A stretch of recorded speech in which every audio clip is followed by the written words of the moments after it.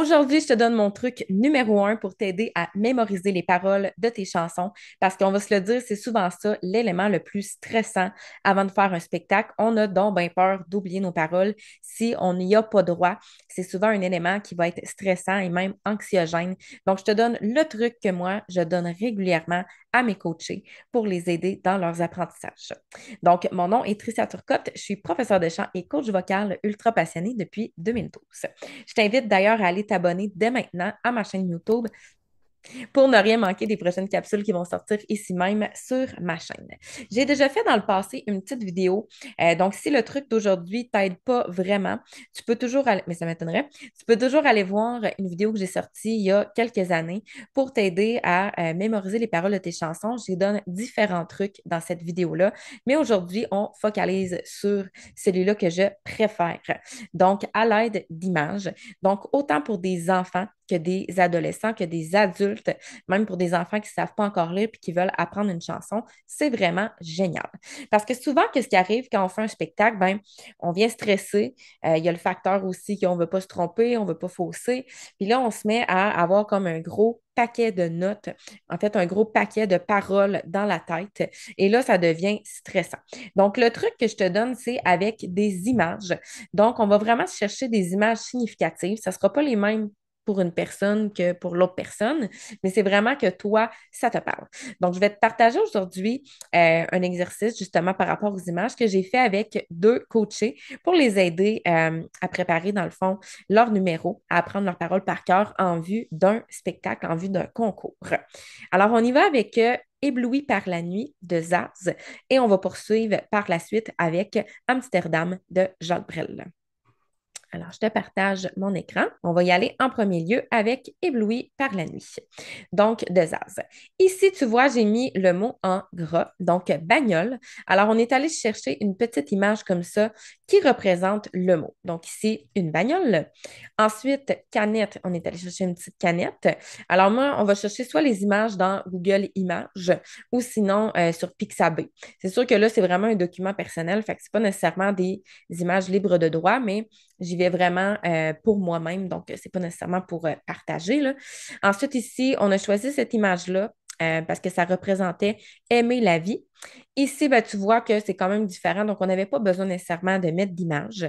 C'est vraiment parce que là, si tu regardes, ça commence toujours avec la même phrase et c'est différent à partir de la deuxième phrase. Donc, c'est pour ça qu'on a été chercher une image pour ça. Et ici, on est allé chercher la petite piste de course parce qu'on avait le tour de piste. Donc, ça dépend vraiment, ton texte est bâti comment. Là, ici, c'était vraiment bénéfique qu'on aille chercher une image qui représente la deuxième phrase.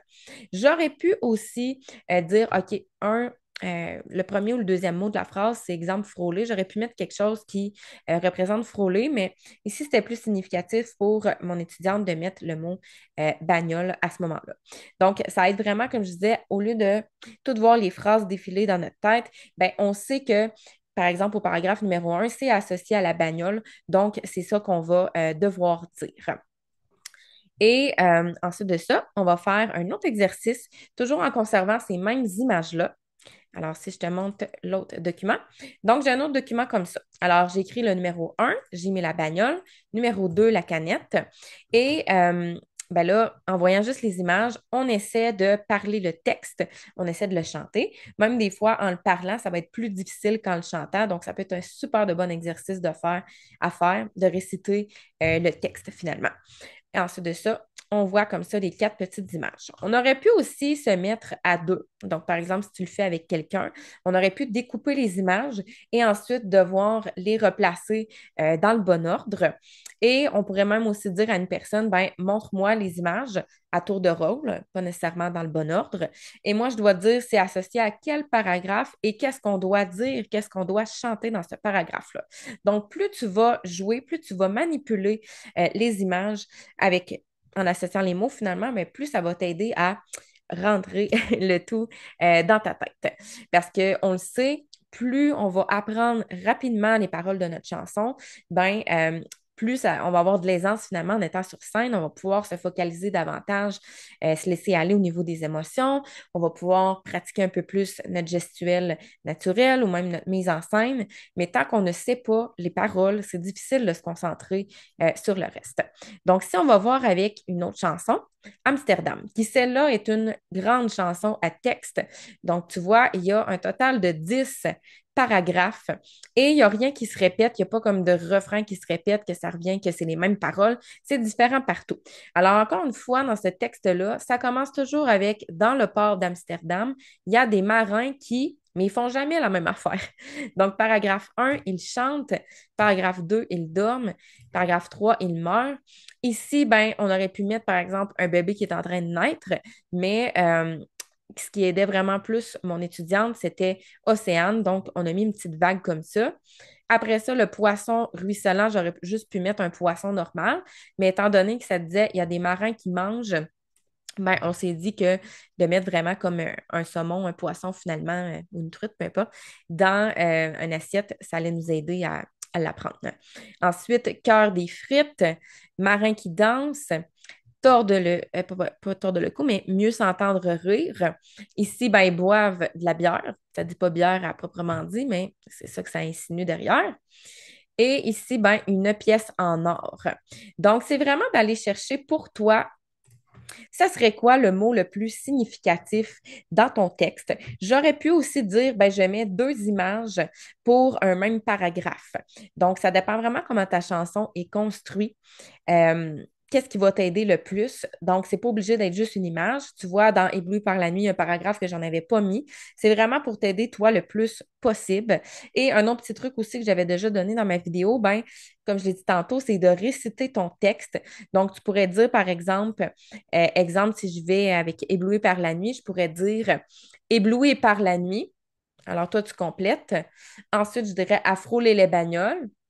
Et là, la personne qui a à apprendre la chanson compléterait en disant les yeux comme des têtes d'épingle. Et on pourrait aussi faire l'inverse. Donc, ça pourrait être la personne qui apprend la chanson qui commence le début du paragraphe et moi, je le poursuis. Donc, plus, je le redis encore, tu vas manipuler ton texte, les images et tout ça, ben plus ça va te rentrer dans la tête et plus après ça, ben tu vas diminuer la couche de stress parce que souvent, ça devient une méga béquille. Donc, on laisse nos paroles à côté de nous. On n'ose pas les enlever parce qu'on dit, ah, je ne sais pas encore à 100%, mais plus on les garde là longtemps, plus on va arriver stressé la journée du spectacle. Donc, c'est vraiment une bonne idée comme ça, que tu sois visuel ou pas, vas-y de différentes manières pour t'aider à euh, apprendre tout ça par cœur quand tu as besoin de le faire. Si tu as droit à un lutrin ou quoi que ce soit, c'est tel que tel. Mais encore là, en ayant appris ton texte un peu plus par cœur, tu vas te laisser aller davantage, ça c'est sûr et certain. Donc, laisse-moi savoir si tu as déjà essayé ce truc-là et si tu as d'autres trucs aussi pour t'aider à apprendre tes chansons par cœur quand tu as besoin de faire un spectacle, un concours ou quoi que ce soit. Si tu as des questions, commentaires également, laisse-moi savoir et on se dit à très bientôt pour une prochaine capsule vocale. Bye!